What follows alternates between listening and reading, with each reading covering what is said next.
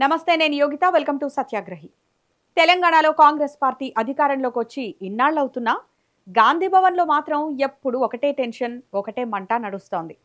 పైకి అంతా బాగానే ఉంది, అందరం కలిసే ఉన్నామని మంత్రులు కలర్ఫుల్ ఫోటోలు దిగుతుంటారు. కానీ తెర వెనక మాత్రం అసలు మ్యాటర్ వేరే లెవెల్లో ఉంది. అసలు తెలంగాణ కాంగ్రెస్ పార్టీ అంతా ఇప్పుడు వలస నేతల గుప్పిట్లోకి వెళ్ళిపోయిందా? ముఖ్య నేత వేస్తున్న వ్యూహాత్మక అడుగులు చూసి ఢిల్లీ పెద్దలే ఉలిక్కి పడుతున్నారా? నిఘా వర్గాలిచ్చిన ఆ సంచలన నివేదిక ఏంటి? గాంధీ భవన్లో ఇప్పుడు హాట్ టాపిక్ గా మారిన ఆ సీక్రెట్ పాలిటిక్స్ ఏంటో ఈ ప్రత్యేక వీడియోలో పూసగుచ్చినట్లు విశ్లేషించుకుందాం. అసలు కథ ఎక్కడ మొదలైందంటే, తెలంగాణ కాంగ్రెస్ లో కొద్ది కాలంగా ఒక కొత్త అధికార కేంద్రం నడుస్తోందనే ప్రచారం జోరుగా సాగుతోంది.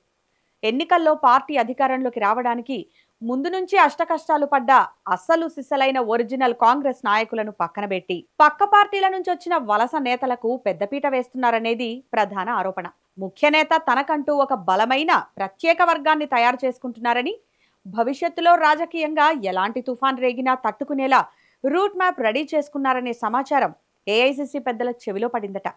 ఈ పరిణామాలపై అప్రమత్తమైన ఇంటెలిజెన్స్ నిఘా వర్గాలు ఢిల్లీకి రహస్య నివేదికలు పంపడంతో ఏఐసిసి ఒక్కసారిగా షాక్ తిన్నట్లు పార్టీ వర్గాల్లో గట్టిగానే గుసగుసలు వినిపిస్తున్నాయి. ఇక ఈ వ్యవహారాన్ని సీరియస్ గా తీసుకున్న అధిష్టానం రంగంలోకి గాంధీ కుటుంబానికి అత్యంత సన్నిహితురాలైన మీనాక్షి నటరాజన్ను దించింది. తెలంగాణ కాంగ్రెస్ వ్యవహారాల ఇన్ఛార్జిగా ఆమె గత కొద్ది రోజులుగా నిర్వహిస్తున్న ఏకాంత సమావేశాలు, రహస్య భేటీలు ఇప్పుడు స్టేట్ పాలిటిక్స్ లో బిగ్ హీట్ పుట్టిస్తున్నాయి.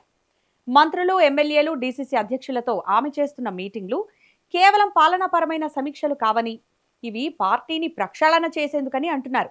గ్రామ స్థాయిలో క్యాడర్ ఎవరి వైపు ఉంది? కష్టకాలంలో పార్టీ కోసం చెమటోడ్చిన అసలు కాంగ్రెస్ వాది ఎవరు? 2022 తరువాత పార్టీలోకి దూరిన వలస నేతలు ఎవరికి భజన చేస్తున్నారు అనే విషయాలపై ఆమె ఆరా తీస్తున్నట్లు సమాచారం.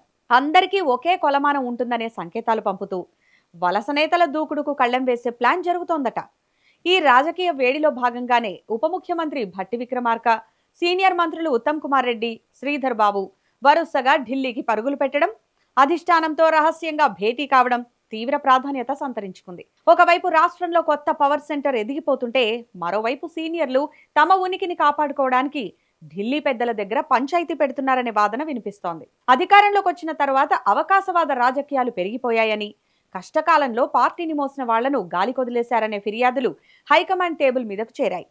సంస్థాగత శక్తిని మళ్లీ గాంధీ కుటుంబం చేతిలోకి, సంప్రదాయ కాంగ్రెస్ నాయకత్వం చేతిలోకి తెచ్చేందుకు ఢిల్లీ పెద్దలు ఎలాంటి వ్యూహం రచిస్తారనేది ఇప్పుడు ఆసక్తికరంగా మారింది. మొత్తానికి చూస్తే తెలంగాణ కాంగ్రెస్ లో పైకి కనిపించే ప్రశాంతత కేవలం తుఫాను ముందు ఉండే నిశ్శబ్దం లాంటిదేనని స్పష్టమవుతోంది. వలస నేతల వ్యూహాలు ఒకవైపు, ఒరిజినల్ కాంగ్రెస్ వాదుల అసంతృప్తి మరోవైపు నడుస్తుంటే, ఏఐసిసి వేస్తున్న అడుగులు రాబోయే రోజుల్లో ఎలాంటి రాజకీయ భూకంపం సృష్టిస్తాయో వేచి చూడాలి. పార్టీని నమ్ముకున్న వాళ్లకు పదవులా, లేక జంపు జిలానీలకే రెడ్ కార్పెట్ వేస్తారా అనే ప్రశ్నకు కాలమే సమాధానం చెప్పాలి. ఈ పొలిటికల్ డ్రామాపై మీ అభిప్రాయం ఏంటో ఈ వీడియో కింద కామెంట్ సెక్షన్ లో మాకు తెలియజేయండి.